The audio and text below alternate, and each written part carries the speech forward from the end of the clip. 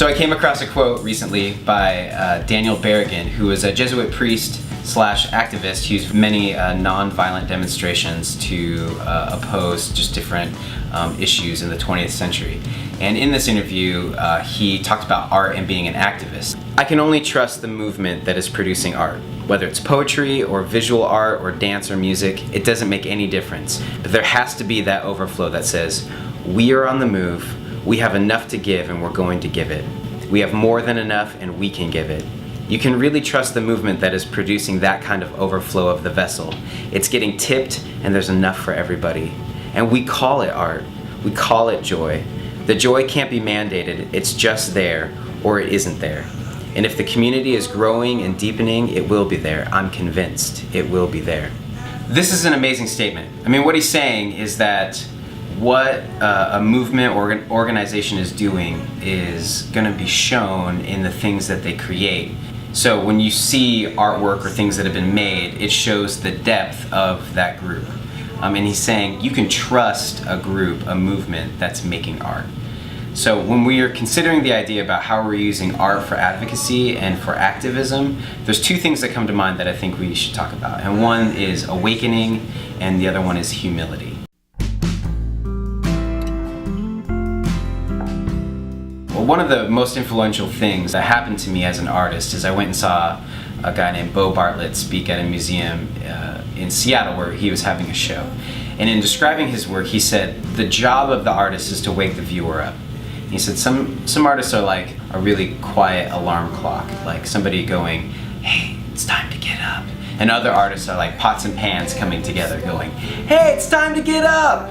And that's really what, the art we're trying to make is trying to do. Like people are going and living their lives and they're doing the things they do every day. The goal is that it'd be more like putting a pebble in their shoe.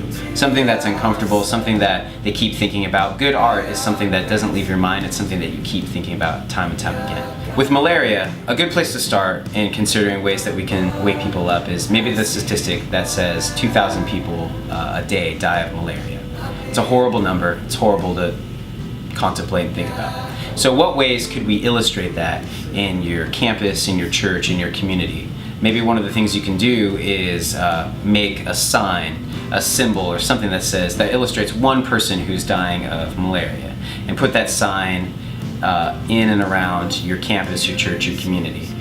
Maybe you would make 2,000 signs. Maybe 2,000 signs is hard to make. Maybe you'd make 200 signs that represent 10 people, and you place it around the places people are going. And so as they're walking on their journey, they're seeing all these signs. Like that reality that's hidden from them is actually being exposed to them. You want to show that this statistic isn't just numbers, it's actual people. It's things that are happening to people, and it should stop us and bring us into contemplation and going, how should we respond to this?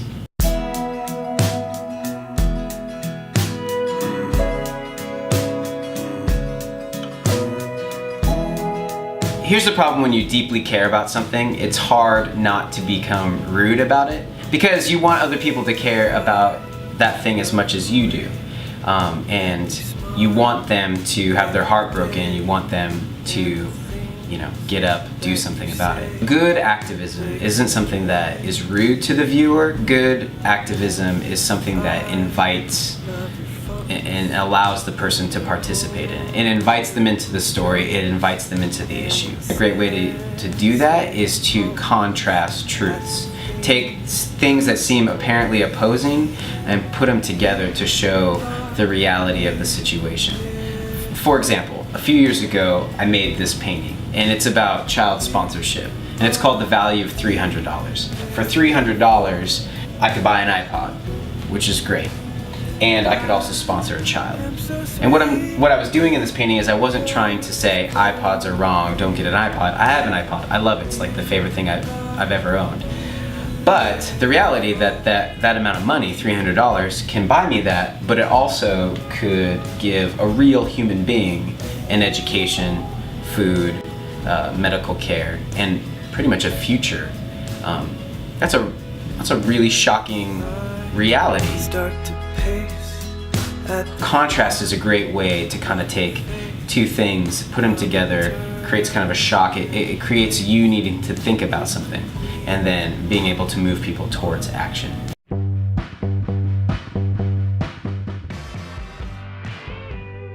So going back to the Daniel Berrigan quote, he said, "The movement that's making art is one that I can trust." What is it? So what is the community that you have? Because you're not going to be able to do this on your own. Like, it's going to be better if you're banding together with other people who care about this as well. And I guarantee you there's lots of people who care about this. Working together, you have different ideas, different perspectives, and these are the things that you're going to be able to use to confront apathy. This is the work that you're involved in, and you need to do it together. So if you have any good ideas that you've done, please take pictures of it, film it, and you can upload it to axetoendmalaria.org, and we can share that information with everybody else. Make good art, it shows who you are, and good luck.